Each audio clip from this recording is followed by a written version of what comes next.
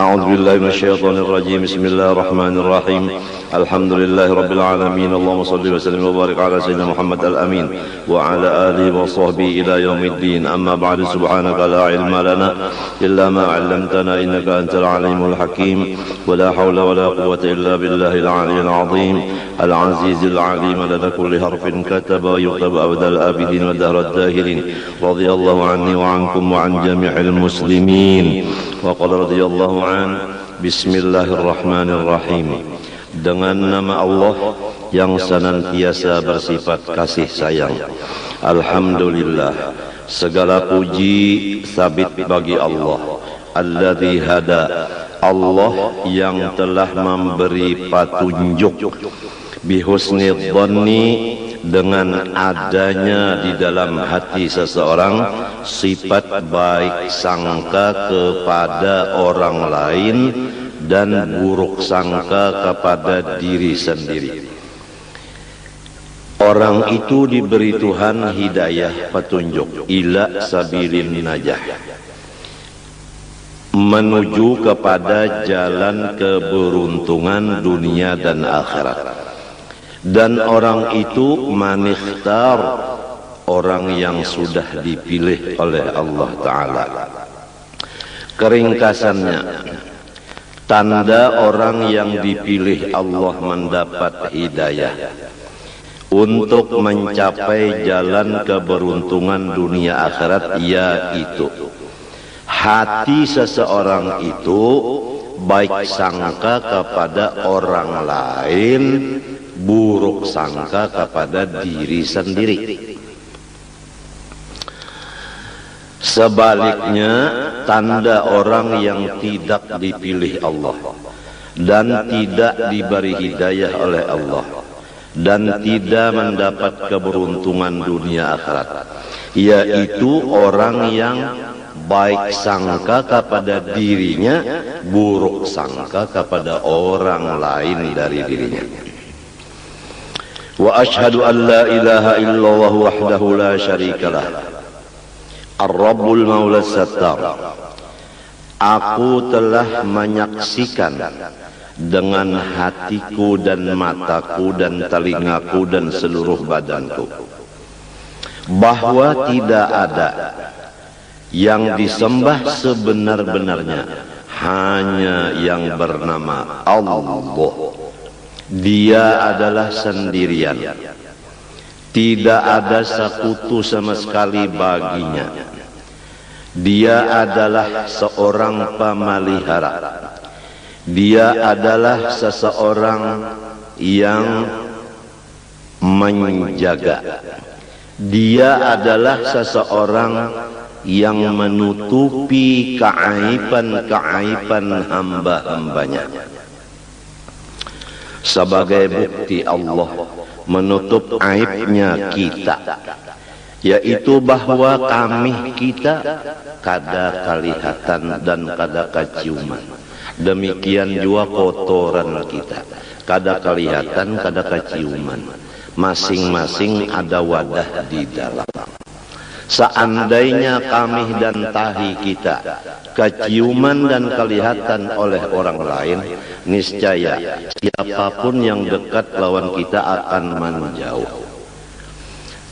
Ini bukti Allah Ta'ala menutup aib hambanya. Oleh sebab itu, marilah kita bersama-sama memakai sifat Allah Sattar, menutup keaiban orang. Jangan membeber-beberkan kesupanan orang lain.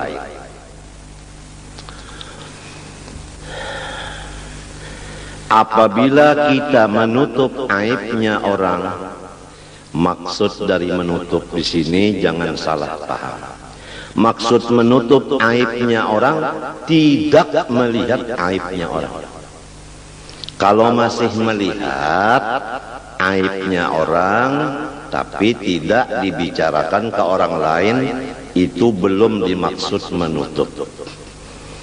Arti menutup itu seperti mata ditutup, sama sekali tidak melihat. Bukan matanya dibuka melihat aib orang tapi lidahnya diam, bukan begitu. Semoga Allah Subhanahu wa taala menutup hati kita dan mata kita daripada melihat kekurangan atau aib atau kesupanan orang lain.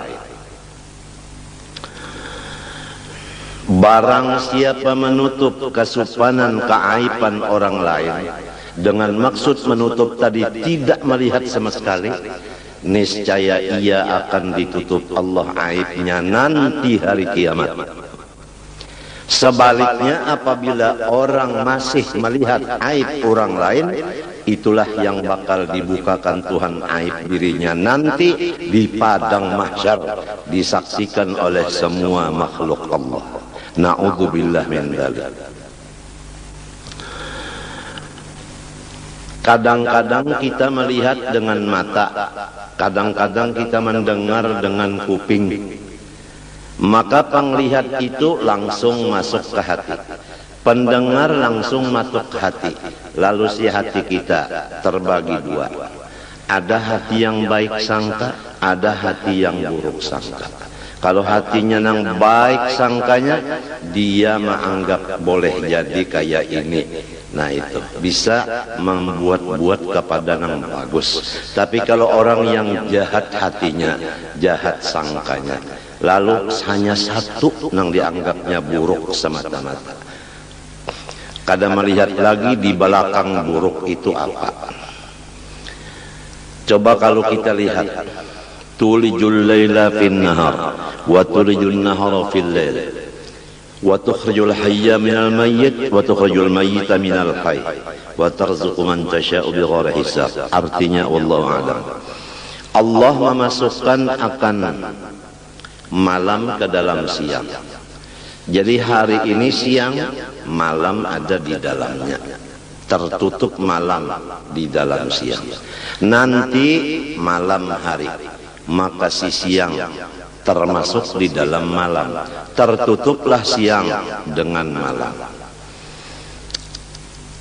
Kemudian Allah mengeluarkan wa tukhrijul hayya minal mayyit.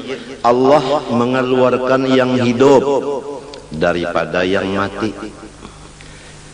Itu telur sifatnya mati, tapi di dalamnya ada anak binatang seperti ayam yang hidup.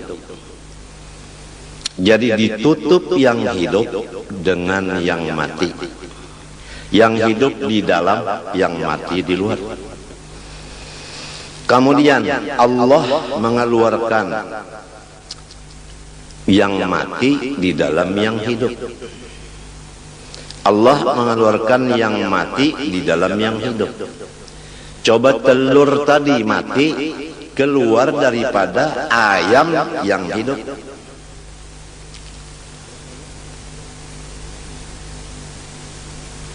Menurut tafsir ulama batin, yaitu Allah mengeluarkan akan taubat daripada segala maksiat. Karena maksiat sadar lalu taubat. Berarti maksiat itu melahirkan taubat. Taubat itu bagus, maksiat itu kada bagus. Tapi jangan dipandang maksiatnya, pandang akibatnya, yaitu taubat.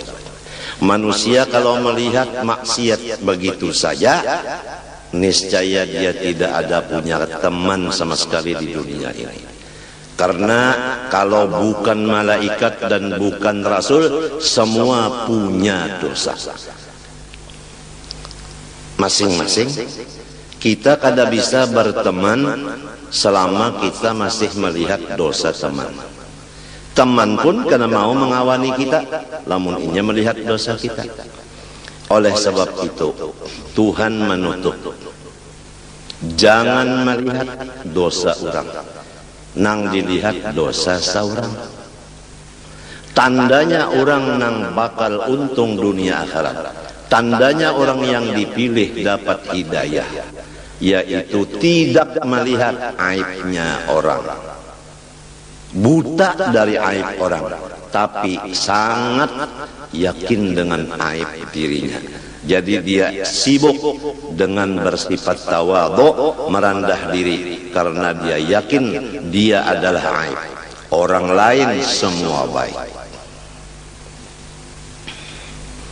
Kitab yang kita baca ini seakan-akan penutup, karena awal kita membaca masalah ma'rifatullah, mulai zatnya, sifatnya, af'alnya, dengan dalil-dalilnya dan cara-cara pengamalannya selesai beberapa kali. Disambung lagi dengan perukunan, mulai dari air mutlak sampai istinja, sampai wudu, sampai sholat dan lain-lainnya. Kemudian disambung lagi dengan sifat-sifat hati seperti ikhlas, ridho, sabar, syukur dan lain-lainnya. Disambung lagi dengan dosa-dosa di anggota mata, kuping, lidah, tangan, hati, perut, kemaluan, kaki, semuanya selesai. Ditambah lagi dengan dosa seluruh badan, seperti durhaka dengan ibu bapak. Sudah selesai. Kemudian dibicarakan lagi dalam kitab bahaya-bahaya dosa. Tuhan melarang kita memperbuat dosa karena bahayanya untuk kita sangat banyak. Di antara bahayanya tidak diberikan ilmu manfaat. Walaupun ampun diri merasa alim, tapi namun Tuhan memadahkan tidak manfaat. Di antaranya lagi hati gelisah, tidak pernah tenang, padahal keadaan hidupnya lebih dari kecukupan. Tapi kenapa jadi belum tenang? Apabila hati tidak tenang, ibadah tidak tenang, baca Quran tidak tenang, seakan-akan ada musuh di belakang, jadi mengejar membaca Qurannya dengan secepat-cepatnya. Sholat seakan-akan ada yang mengejar musuh di belakang, sholatnya cepat. Tidak ada tenang.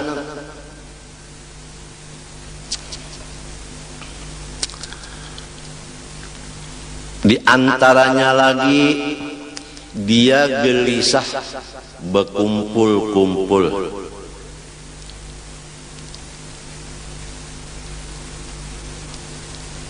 Memang orang salah, malu berkumpul orang lain. Itu akibat dosa. Di antaranya lagi rizkinya ditahan. Diumpamakan dalam hadis, kalau rezeki itu pakai tali rantai dari atas langit, sudah sampai ke tangan kita, lalu kita mengerja dosa, diangkat lagi rantai tadi, tidak nyampai.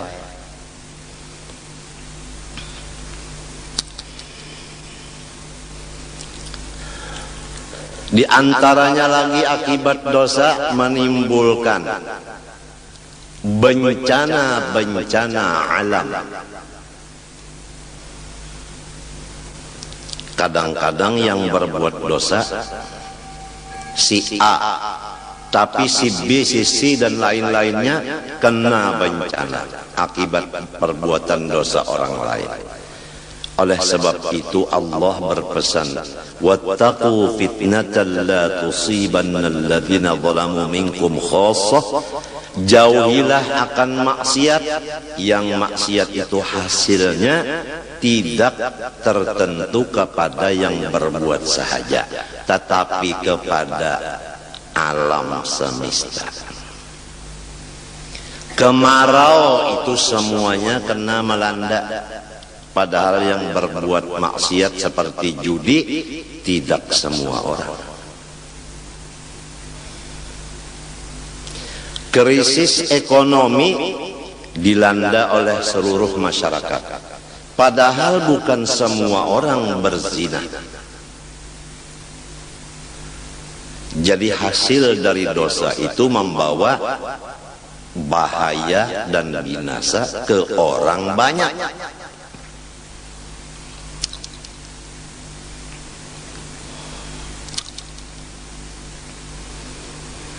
Kemudian disambung lagi dengan pemisahan antara dosa besar dan dosa kecil. Karena apabila dosa kecil, kalau masih derajatnya kecil, di bawah wudu bersih, apalagi di bawah sholat. Tapi kalau dosa sudah menjadi besar, tidak bisa dibawa sholat selesai, kecuali melaksanakan taubat dan istighfar menurut cara-caranya. Kalau dosa dengan Allah, pertama menyesali, dua mencita tidak akan mengembali lagi, tiga apabila ketinggalan yang wajib diqodho seperti zakat. Berapa tahun tidak keluar zakat, sekarang bayar yang beberapa tahun itu diqodho. Orang banyak membicarakan mengodho sholat, mengodho puasa, tapi mengodho zakat jarang terdengar.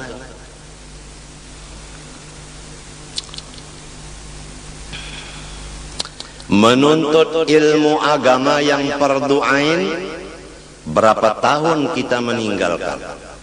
Dari umur 15 kita balik, sekarang umur 40. Baru umur 40 duduk di majelis ilmu, berarti 25 tahun kita mengodho semestinya. Dan semestinya dari umur 15 tahun balik berakal, sudah mengaji ilmu agama. Tapi kenapa jadi umur 40 baru menuntut? Dosa kita 25 tahun. Itu dosa sama Allah.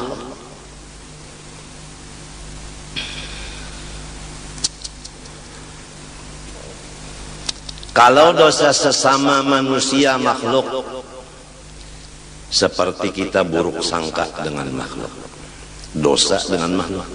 Melihat aibnya makhluk, dosa.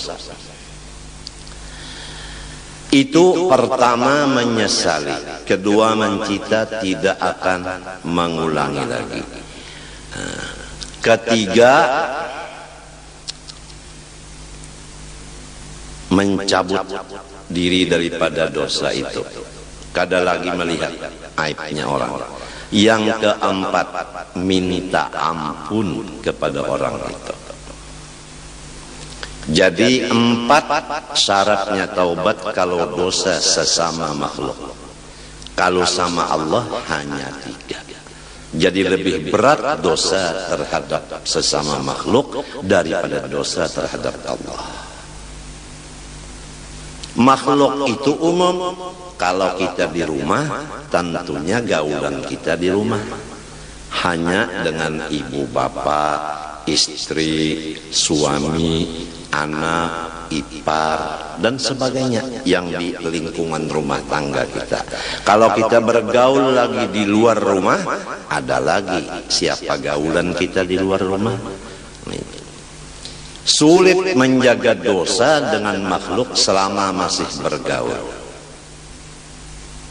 Oleh sebab itu berapa guru-guru kita di akhir-akhir umur beliau memimpin akan muridnya uzlah dan khalwat, tidak keluar kakinya kecuali darurat.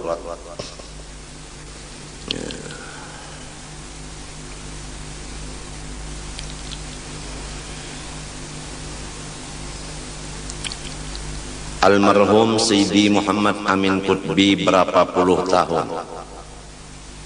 Ma yashufun nas wa tarakat daras illa waqa'ada fil bait.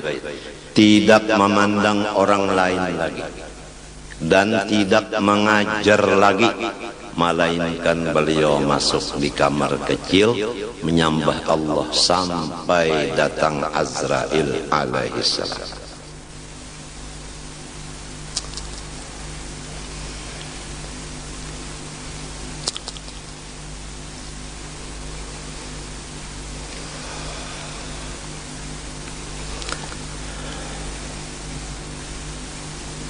Jadi kita, siapa gaulan kita, seringlah minta ampun, sering minta maaf. Oleh sebab itu, ulun sewaktu habis pengajian menyatakan, disaksikan Allah dan malaikat bahwa ulun mengaku banyak dosa dengan Allah dan makhluk. Mohon didoakan dapat keampunan Allah. Mohon semua makhluk yaitu pian-pian ini mau maampuni, mamaapi, didoakan dan mahalalkan segala macam dosa ulun lawan pian barataan. Itu tugas sudah habis. Adapun tugas pian ikhlas meridhokan, memaafkan, maampunkan. Itu. Kalau pian kada memaafkan, maka pian kada dimaafkan oleh Allah. Itu bukan ancaman. Bukan ancaman. Orang sudah mengaku, orang sudah minta maaf, masih karas kajung, kada mau memaafi, Allah yang marah. Ujar Allah, unda nang mahidupakan gin, mamaafi aja lawan inya. Nyawa nang kada mahidupakan, karas kajung kada memaafi, nyawa nang unda siksa.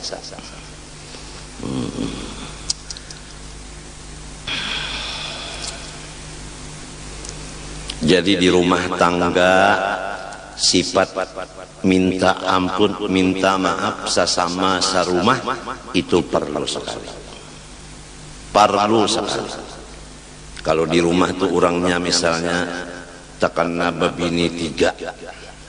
Jadi nang laki minta maaf, minta ampun lawan bininya, bini ini minta ampun maaf lawan suaminya, kemudian bini nang pertama minta maaf kepada nang kedua minta maaf kepada nang ketiga, demikian nang lainnya saling minta maaf, nang ini memberi, nang ini meminta.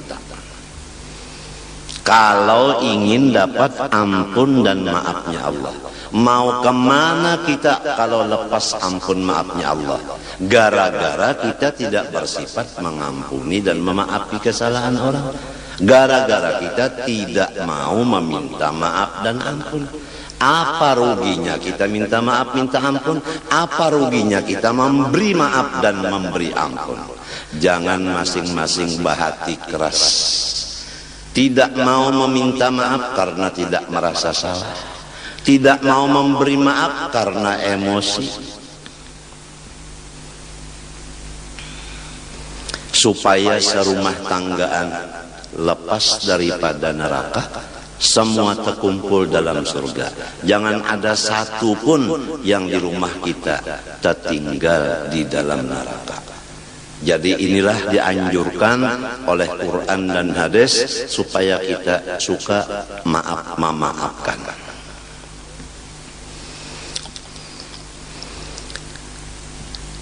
Dosa besar sudah selesai 17, yang lainnya semua kecil. Yang kecil bisa menjadi dosa besar, ada sabab-sababnya. Di antaranya mengerja dosa kecil disaksikan orang banyak, menjadi besar derajatnya. Kemudian disambung lagi pengajian dengan cara-cara taubat yang sempurna, sudah selesai. Kemudian masuk kepada pembicaraan keluar, yaitu kewajiban seorang suami terhadap istrinya, sudah selesai. Kewajiban istri terhadap suaminya sudah selesai. Kewajiban anak terhadap ibu bapanya dan keluarganya sudah selesai. Kewajiban ibu bapa terhadap anaknya sudah selesai. Kemudian kewajiban terhadap tetangga sama tetangga selesai. Kemudian kewajiban sesama seagama Islam sudah selesai. Sekarang penutupnya adalah pintu husnul khotimah, pintu mati beriman. Yang penting mati beriman. Walaupun imannya setimbang biji sesawi, pasti dia akan masuk surga. Jadi yang penting kita cari pintunya mati beriman. Apa pintunya mati beriman? Yaitu husnudzon bin nas, baik sangka dengan orang Islam. Setiap orang Islam kita wajib baik sangka, jangan buruk sangka. Apabila kita ingin iman kita terbawa sampai ke mati. Tapi kalau kita suka buruk sangka kepada orang Islam, iman kita belum mati sudah melayang. Na'udzubillah min dzalik.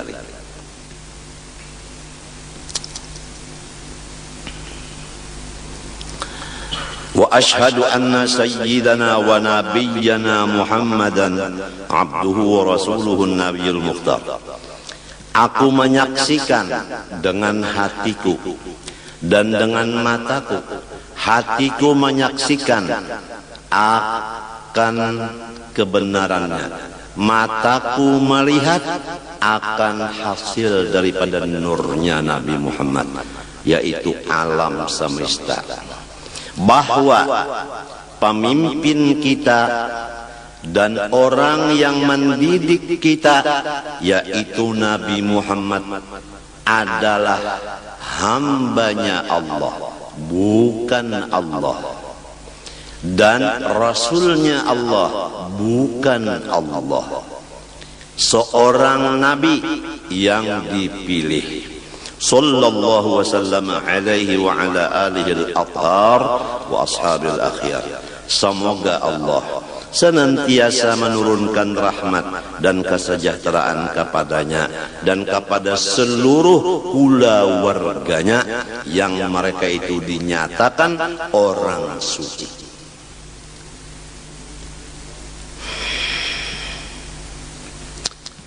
Innama yuridullah liyudhiba ankumur rijsa ahlal bait wa yutahhirakum tathira. Al-Quran. Allah Ta'ala menyatakan dengan kehendaknya bahwa keluarga Rasulullah semuanya bersih dosa, suci dari dosa.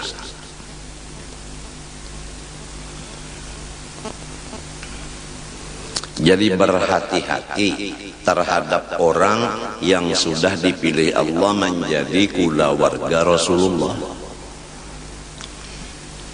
Istilahnya bukan kita membolehkan mengerja dosa, tidak. Istilahnya dosa-dosa dengan mereka itu seperti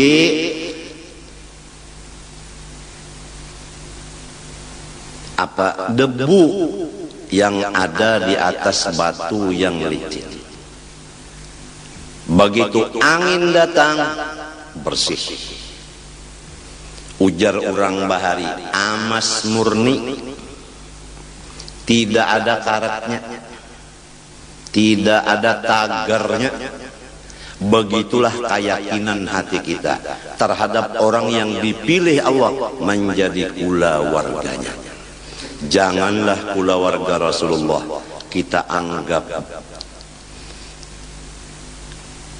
kotor, bahaya kita menentang Quran. Di dalam kitab Bahari itu Taurat, wa utahhiruhu wa ahla baitihi tathira. Aku membersihkan akan Nabi Muhammad dan keluarganya semuanya. akan sebagai bersih. Allah yang membersihkan, bukan Nabi yang meminta bersihkan, tapi Allah yang berkehendak dengan iradatnya menyatakan orang itu suci.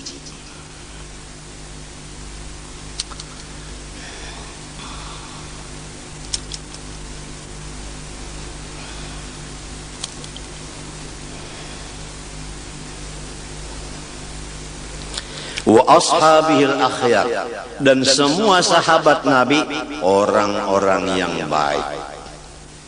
Ini supaya kita yakin, jangan kita pro Sayyidina Ali aja, adapun Sayyidina Abu Bakar Siddiq radhiyallahu an dan Sayyidina Umar radhiyallahu an, Sayyidina Utsman radhiyallahu an dihinakan.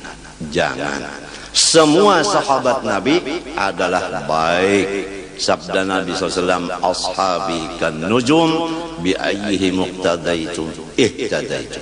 Semua sahabatku laksana bintang menerangi orang dan dirinya pun terang. Siapa di antara mereka yang kamu ikuti, niscaya sampai ke tujuan.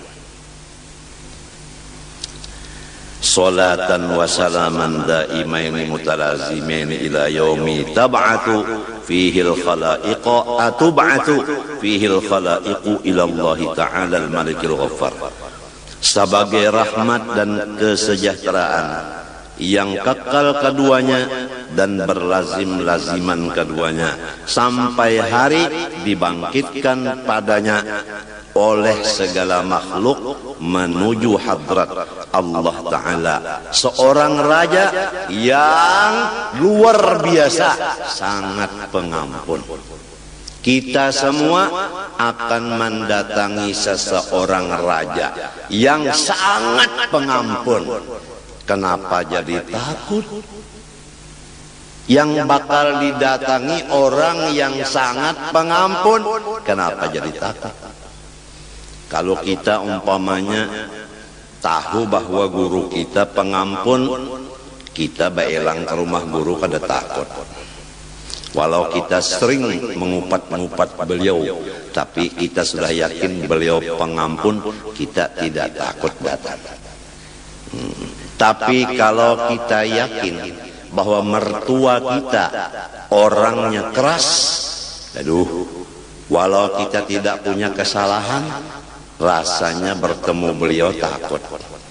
Jangan-jangan ada kabar gosip dari orang bahwa kita melaksanakan kesalahan kepada mertua kita langsung percaya dengan berita gosip, umpama takut karena kita yakin bahwa mertua kita tidak pengampun.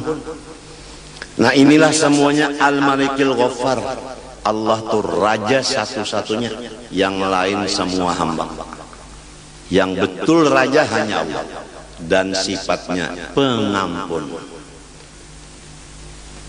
Oleh sebab itu mari kita bersama-sama mendekatkan diri kepada seorang yang sangat pengampun.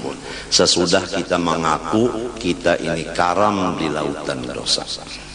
Tidak ada harapan, hanya Allah yang mengeluarkan kita daripada laut itu. Wa ba'du, sesudah bismillah, alhamdulillah, syahadat, salawat dan salam, fahadhihi, maka bermula kata-kata yang akan datang ini nubdatun, sepotong, min kalamil qaum, daripada kata-kata ulama, fil umuri allati yasbiqu ila dhihni anha su'uddhanni, perkara-perkara yang sangat cepat masuk ke dalam hati manusia. Anha, anin nubdah tadi, su'uddhanni, oleh, ini jadi fa'ilnya yasbiqu, cepat masuk ke hati dari perkara itu tadi oleh buruk sangka. Ringkasnya seperti ini. Yang akan aku tulis ini adalah perkataan-perkataan ulama yang cepat disangka jahat oleh hati-hati orang. Banyak orang yang jahat sangka kepada perkataan-perkataan ulama ini. Ini supaya kita jangan sampai buruk sangka, apalagi kepada ulama. Fajama'tu hadhil jumlah, maka aku kumpulkan akan yang dikumpulkan ini. Fa ahbabtu wad'aha ala nahjil wasiyah, maka aku menghendaki menghantarkannya atas jalan mawasiyati diriku sendiri dan semua umat Islam. Askanallahu sahibaha al-ghurafal aliyah, semoga Allah menetapkan akan yang mempunyai kitab ini oleh Allah akan tempat-tempat yang tinggi di surga. Sidin mendoakan siapa nang bisi kitab ini mudahan masuk surga nang tinggi. Qasidan fathahadal bab alladzi qallama